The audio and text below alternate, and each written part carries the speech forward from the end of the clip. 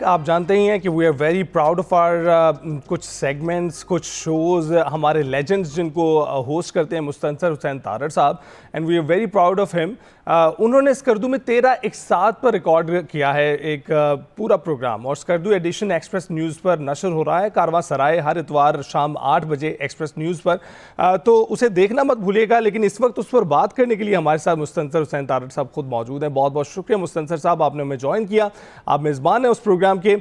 تو سر یہ بتائیے گا کہ پہلے تو آپ زندگی بھر گلگت بلتستان کے جو سفر کرتے تھے وہ واپس آ کر سفر نامہ لکھتے تھے, لیکن جب آپ اسکردو گئے ہیں تو 13 ایک ساتھ ریکارڈ کرائے ہیں, تو اس میڈیم کے فرق کو آپ کیسے دیکھتے ہیں؟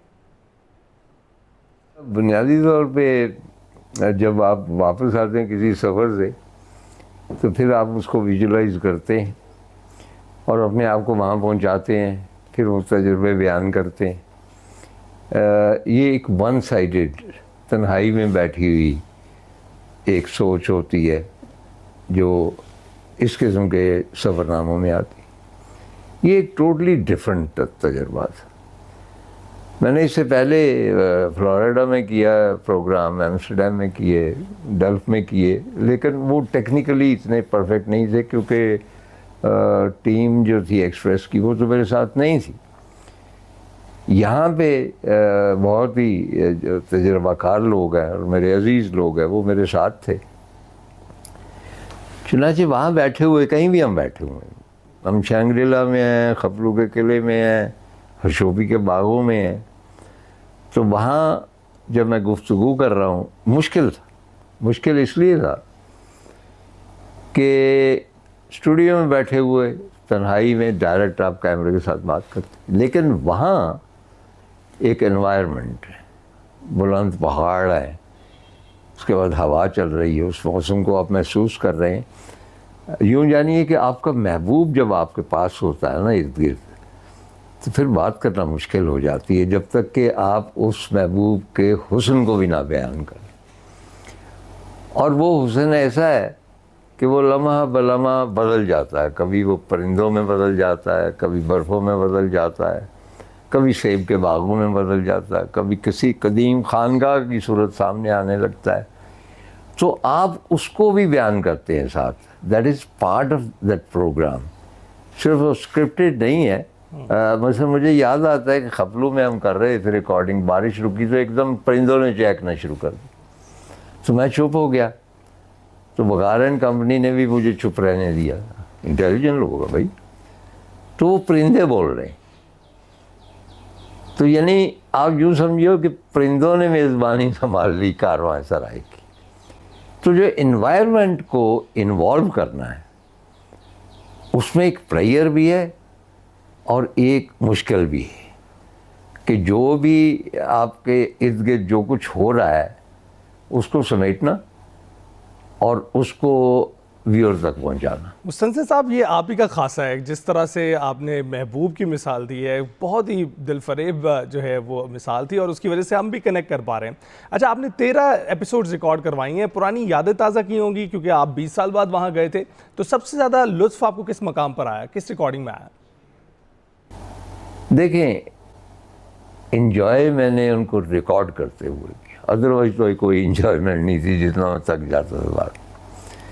لیکن it self recording was my enjoyment, کیونکہ مجھے فیل ہو رہا تھا کہ ملینز آف پیپل ان کے ساتھ میں شیئر کر رہا ہوں یہ جو ویژولز ہیں, اور جب میں ان کو بیان کروں گا جس طور, اسی طور وہ ان کے گھروں میں پہنچیں گے.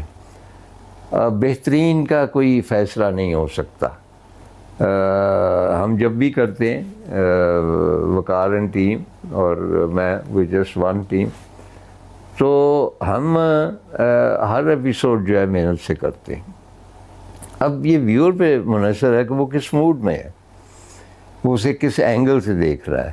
لیکن اوور آل اگر دیکھا جائے, جس طرح میں نے خپلو میں کہا پرندے بول رہے تھے, اسی طرح ہرشوپی کے ساتھ جتنی زیادہ میری یادیں وابستہ ہیں جس جگہ سے, اتنا زیادہ اس کا پاورفل امپیکٹ آئے گا. اور ہرشوپی میں بیٹھے ہوئے سیبوں کے باغ میں, تو وہاں پہ غشب پرندے بولنے شروع ہو جائے درجنوں کے حساب سے. اب ان کو بھی تو شامل کرنا ہے نا اس پروگرام میں. اور اگر وہ سامنے والا پہاڑ ہے وہ پہلے صرف برف تھی, آہستہ آہستہ اس کے اوپر دھند آ رہی ہے اور بادل آ رہے ہیں, تو اس کو بھی اس پروگرام میں شامل کرنا ہے. چنانچہ یہ سارا جو ہے, جس طرح ایک ہوتا ہے نا کہ ایک ہیوج اسکرین جو سنیراما کہتے تھے ایک زمانے میں ہوتی تھی, جس میں چاروں طرف فلم بنتی تھی, تو یہ ایک سنیراما آپ کے ارد گرد ہو رہا ہے اور آپ نے اس کو ڈسکرائب کرنا ہے.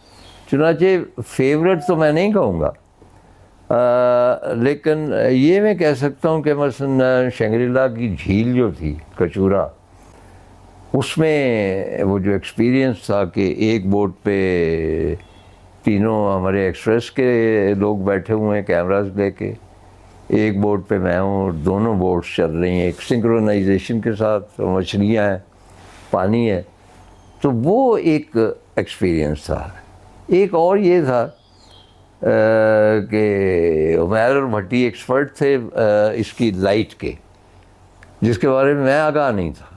میں نے ایک ایپیسوڈ دیکھا بعد میں, تو پیچھے جو پہاڑوں میں روشنی تھی وہ ایک الوفی قسم کی روشنی تھی, لگتا تھا کچھ ہونے والا ہے وہاں, اور وہ میں نہیں پرکھ سکتا تھا, وہ ان کی نظر نے پرکھا. اور آپ اس کو دیکھیں گے کہ بیک گراؤنڈ میں جو لائٹ اینڈ شیڈ کا کمال ہے, یہ ٹیکنیکل مہارت کا سلسلہ ہے. تو وہ ہے. اس کے بعد میں کچھ پن پوائنٹ نہیں کر سکتا کہ بھئی کون سی جو ہے وہ بہترین ہے. دراصل بات یہ کہ بھئی اگر آپ کہیں کہ محبوب کے چہرے کے کون سا حصہ آپ کو بہت پسند ہے تو کسی ایک حصے کا انتخاب نہیں کیا جا سکتا, اس ان ٹوٹیلٹی وہ خوبصورت ہو. طاہر صاحب آپ کا بہت بہت شکریہ. آپ کی لفاظی اور عکاسی کی تو کوئی مثال نہیں ہے, لیکن ہم یہ بھی جانتے ہیں کہ آپ کی یہ ایپیسوڈ جو ہیں وہ صرف ٹریول کے طور پر, ایک ٹریولر کے طور پر, اس کی داستان کے طور پر نہیں, بلکہ ہم ایک تاریخ کے طور پر بھی دیکھ سکتے ہیں, کیونکہ ایک لمبی تاریخ آپ بھی وہاں پر شیئر کرتے ہیں.